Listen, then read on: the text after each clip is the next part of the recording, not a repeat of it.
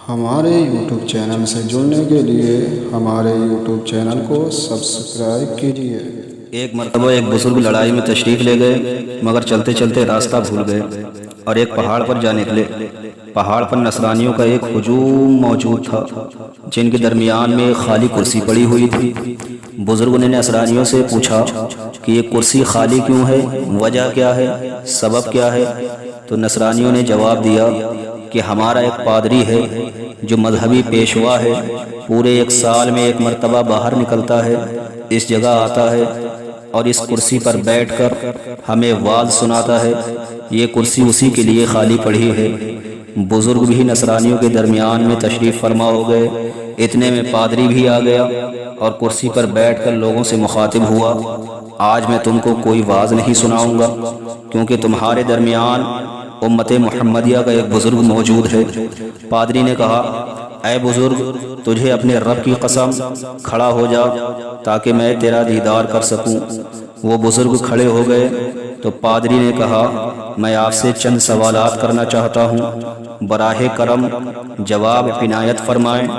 وہ محمدی بزرگ فرماتے ہیں، سوال کرو۔ پادری کہنے لگا، اللہ نے جنت کو پھلوں سے مزین کیا ہے، کیا ان پھلوں جیسے پھل دنیا میں پیدا فرمائے ہیں؟ بزرگ نے جواب دیا، دنیا میں جنت کی مثل پھل موجود تو ہیں، مگر صرف نام اور شکل کی حد تک، ذائقہ اور لذت الگ الگ ہے۔ پادری نے کہا، جنت کے تمام محلات میں درخت لحوم کی شاخ ہے، کیا دنیا میں اس کی کوئی مثال ہے؟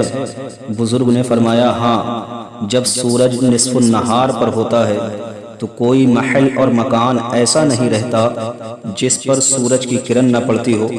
پادری نے بولا، جنت میں 4 نہریں ہیں جو ذائقہ اور لذت میں مختلف ہیں، کیا دنیا میں اس کی مثال موجود ہے؟ بزرگ نے فرمایا، ہاں، کان سے پانی نکلتا ہے مگر غلیظ اور کڑوا، آنکھ سے پانی نکلتا ہے مگر نمکین، ناک سے بھی پانی نکلتا ہے مگر بدبودار، منہ سے بھی پانی نکلتا ہے مگر شیریں، ان 4 کی اصل ایک ہے، یعنی سر ہے۔ پادری نے مزید سوال کیا کہ جنت میں ایک تخت ہے جس کی مسافت 500 سال کے برابر ہے، جنتی جب اس پر چڑھنے کا ارادہ کریں گے تو وہ تخت نیچا ہو جائے گا، اور جنتی جب اس پر چڑھ جائے گا تو وہ تخت بلند ہو جائے گا، دنیا میں اس کی کوئی مثال ہے؟ بزرگ نے جواب دیا، ارشاد باری تعالی ہے، افلا ينظرون الى الابل کیف خلقت، یعنی اونٹ کو نہیں دیکھتے کیا عجب نمونہ سے پیدا کیا گیا ہے۔ آدمی اس پر سوار ہونا چاہے تو بیٹھ جاتا ہے، سوار ہو جانے کے بعد بلند ہو جاتا ہے۔ پادری نے سوال کیا، اہل جنت کھائیں گے پیئیں گے مگر پاخانہ پیشاب نہیں کریں گے، اس کی مثال دنیا میں کیا ہے؟ بزرگ نے جواب دیا، بچہ ماں کے پیٹ میں زندہ رہتا ہے، کھاتا ہے، پیتا ہے، ماں کا خون حیض اس کے لیے غذا ہے، اس کے باوجود نہ پیشاب کرتا ہے نہ پاخانہ کرتا ہے۔ بزرگ فرماتے ہیں، میں نے پادری سے سوال کیا کہ میں نے تیرے اتنے سارے سوالات کے جواب دیے، اب تو بھی میرے ایک سوال کا جواب دے۔ پادری بولا، کیجئے۔ بزرگ فرماتے ہیں، میں نے پوچھا، جنت کی کنجی کیا ہے؟ پادری نے قوم سے خطاب کر کے کہا، اس محمدی بزرگ نے مجھ سے جنت کی کنجی کے بارے میں پوچھا ہے تو مجھے بتلانا ہی پڑے گا۔ کہنے لگا، میں نے کتابوں میں پڑھا ہے کہ جنت کی کنجی لا الہ الا اللہ محمد رسول اللہ ہے۔ یہ کہہ کر پادری مسلمان ہو گیا۔ قوم کو جب یہ معلوم ہوا کہ جنت کی کنجی کلمہ طیبہ ہے تو ساری قوم کلمہ شریف پڑھ کر مسلمان ہو گئی۔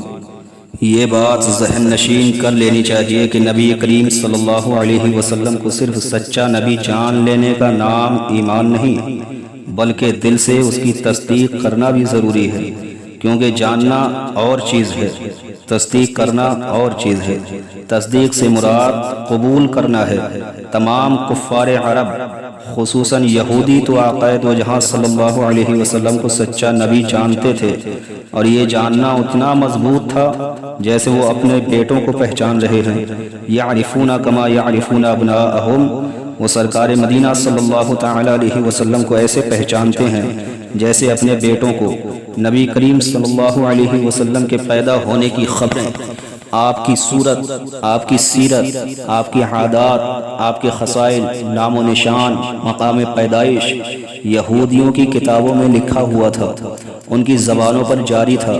بہت سے یہودی اسی انتظار میں دنیا کے مختلف ممالک سے اٹھ کر مدینہ منورہ میں آباد ہو گئے تھے اور اپنی عمریں اسی شوق میں گزار دی، اور مرنے سے پہلے اپنی اولاد کو یہ وصیت کرتے رہے کہ اگر نبی آخر الزماں تشریف لائیں تو ہمارا سلام پہنچاؤ اور ہمارے اسلام لانے کی خواہش کا اظہار کرو۔ غرض یہ کہ یہود سے بڑھ کر کسی کو نبی کریم صلی اللہ علیہ وسلم کے متعلق علم نہ تھا، مگر جب شہنشاہ کونین صلی اللہ علیہ وسلم اس دنیا میں تشریف لائے تو یہودیوں کی شقاوت ازلی نے ان کی عقلوں پر پردہ ڈال دیا۔ حسد کی وجہ سے حقیقت حال نہ پا سکے، کفر و انکار کے گڑھوں میں گر گئے اور نجات کی ساری راہوں سے محروم ہو گئے۔ اس سے یہ بات سامنے آتی ہے کہ علم و عقل بجز عنایت الہی اور بہدایت خداوندی کے کسی کو کام نہیں آئی اور اس کا اثر کچھ بھی نہیں رہتا۔ جب یہ بات ہو گئی کہ ایمان کی حقیقت قلبی تصدیق کا دوسرا نام ہے، تصدیق قلبی ایک ہی ہوا کرتی ہے تو اس میں تعداد کا دخل نہیں، تو پھر ایمان میں کمی بیشی نہیں ہو سکتی، کیونکہ کمی بیشی بھی ایک عدد ہے جس میں کثرت و تعدد پایا جاتا ہے۔